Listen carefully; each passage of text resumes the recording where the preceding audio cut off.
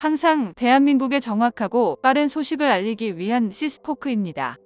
구독과 좋아요는 영상 제작에 큰 힘이 됩니다. 대한민국의 강력한 자주 국방을 위한 현무5의 개발 완료 소식과 함께 양산을 시작한다는 소식을 전해드렸었는데요.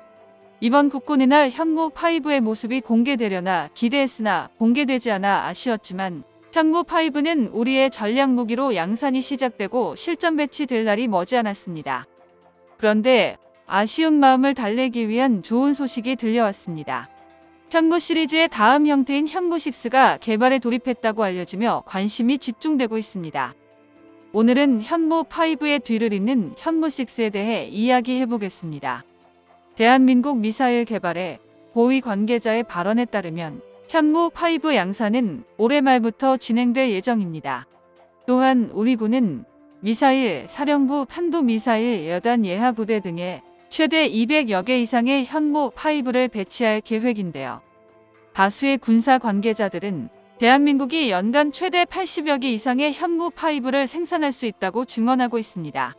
게다가 현무6 탄도미사일이 RCS 연구가 진행되는 것으로 알려져 관심이 집중되고 있는데요.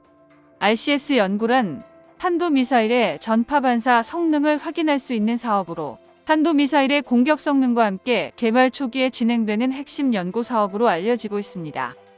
최근에 공개된 한 장의 사진으로 인해서 국방과학연구소가 현무5에 이어 신형 탄도미사일을 개발하고 있는 것으로 알려졌는데요. RCS 시뮬레이션으로 공개된 현무6 탄도미사일의 외형은 2단 고체 로켓 엔진을 장착한 형상이며 1단의 길이가 상당히 길어진 것으로 파악되고 있습니다.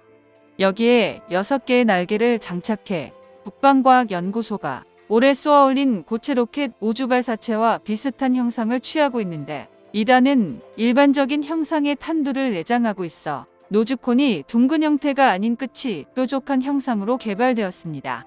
기존의 현무5 탄도미사일이 완벽하게 공개되지 않은 상태인지라 현무2의 탄도미사일처럼 2단 추진 방식을 적용했는데요. 그러나 2단에 따로 조종 날개를 적용하진 않았는 걸로 보여집니다. 현무2의 탄도미사일 같은 경우에 1단 로켓에 4개의 조종날을 가지고 있는 것에 비해서 새로 개발될 현무6는 6개의 날개가 장착되었다는 것이 큰 특징인데요. 현무5 탄도미사일보다 매끈한 외형으로 인해 더욱 발전된 성능을 갖출 것으로 예상되지만 실제 형상의 변화는 거의 없이 성능 개량에 초점을 맞춘 것으로 보입니다. 길이 20m 수준의 케이스에 내장되어 16륜의 신형 발사 차량에 운용되는 것으로 예상되는 현무5 탄도미사일의 외형적인 특징을 그대로 전수받아 변형을 최소화하면서도 기존 신형 발사 차량을 활용해 운용 효율성을 높이기 위함인데요. 게다가 커진 고체 로켓에는 RCS 반사값을 줄이기 위해 스텔스 도류를 적용해 적 레이더에 탐지되는 거리를 최대한 축소시키고 있고 기습 공격이 가능하도록 스텔스 성능을 기존보다 업그레이드 시켰습니다. 북한이 운용하는 레이더 체계는 성능이 중국이나 우리 한국보다 훨씬 떨어지기에 대한민국이 개발한 탄도미사일을 요격할 수 있는 수단은 사실상 없는 상태인데요. 결국 현무6는 북한보다는 주변국에 대응하는 주력 전력으로 사용할 계획으로 설계되었습니다. 현무5 탄도미사일은 철저히 북한 정권이 구축한 지하 핵기지와 작전 지휘 시설을 원거리에서 타격하기 위한 목적으로 개발되었기 때문에 지하 기지를 파괴하기 위해서 고성능 관성 탄두를 내장했습니다. 대한민국 현무5의 경우 알려진 정보는 적지만 발사 시험 영상을 다방면으로 분석한 결과 총장 16m 내 직경이 1.6m에 달할 것으로 추정됩니다. 그리고 이전 영상에서도 말씀드렸다시피 탄두 중량만 8톤, 전체 중량은 무려 36톤에 육박하는데요. 현대 시대에 들어서 핵무기는 상호 확증 파괴의 최종 형태로 불리며 핵무기 발사 또는 발사 징후와 동시에 선제, 보복 공격으로 국가로서의 기능을 멸망시킨다는 점에서 다른 국가를 지구상에 완전히 없애버리겠다는 명분을 가진 3차 세계 대전급 규모의 전쟁에서만 핵무기를 작동시킬 수 있는데요. 그렇기에 실질적으로 한반도에서 일어나는 중국에서의 도발이나 북한의 포격 도발과 같은 국지전에서는 핵무기를 사용하지 못합니다. 이러한 사례는 과거 냉전 시기 미국과 유럽의 상황을 봐도 분명하게 나타나는데요.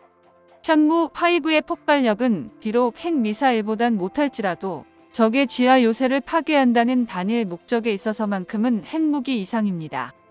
세계 방산시장에서 사용되는 ICBM급 탄도미사일보다 3배 이상의 탄두를 적용했기 때문에 일단 고체 로켓도 대형으로 새롭게 개발되었습니다.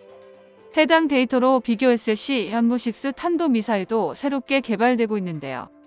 현무6는 미사일 형상에서 1단과 2단을 연결하는 구성이 각지게 설계되면서 극초음속 활동체를 장착하거나 다탄도 활공체를 장착하는 것으로 예상됩니다. 전체 미사일의 길이가 18m 이상이며 1단 로켓이 직경 2m, 길이 13m 이상이게 되면 탄두 무게 8톤을 장착해 수천 킬로미터까지 타격이 가능해지는데요. 국방과학연구소에서는 현무5는 침투형 탄두를, 현무6는 극초음속 활공 탄두를 장착하는 것을 개발 방향을 잡고 있는 것으로 보입니다. 북한이 공개한 극초음 활공체가 한 개의 단일 탄도가 외부로 공개된 모습인데 비해 현무6의 탄투미사일은 최소 3개 이상의 탄두를 내장하여 그 위에서 대형 원뿔형 2단 로켓으로 구성되는데요. 이를 통해 목표 상공까지 1단 로켓으로 날아가고 이후에 고도 100km 이하에서 2단을 분리해 초음 속으로 표적을 향해 기동할 것으로 예상되고 있습니다. 특히 다탄두로 설계될 것으로 보이는데 최소 10톤 이상의 탄두를 장착할 것으로 예상되며 결국 극초음속 활공체의 탄두 중량이 기존보다 높게 설계되었는데요.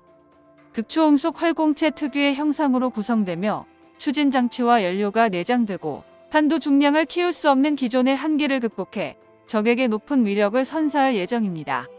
현무6 한 발로 3개 이상의 기동 탄두를 분리해 서로 다른 표적까지 타격할 수 있는 유도 장치와 고성능 추진 장치를 갖춰 북한뿐 아니라 중국은 물론 인접국 모두에게 위협적이게 적용될 수 있는데요. 국방과학연구소에서는 원거리에서 적이 발사한 탄도미사일을 파악하기 위해 장거리 탐색 레이더에 에이사 시스템을 적용하고 있으며 탐지 알고리즘을 개선해 작은 물체가 빠르게 이동하는 것을 분석해서 정밀하게 추적할 수 있다고 했습니다.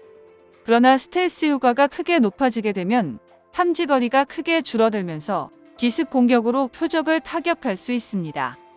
미사일 협정이 폐기되면서 곧바로 우주 발사체를 고체 로켓으로 개발했으며 현무5 탄도미사일과 대형 발사 차량까지 빠르게 완성하면서 전 세계를 놀래키고 있을 정도로 초고속으로 탄두를 개발하고 있기에 현무6 탄도미사일 개발도 문제없이 완성될 것으로 보입니다.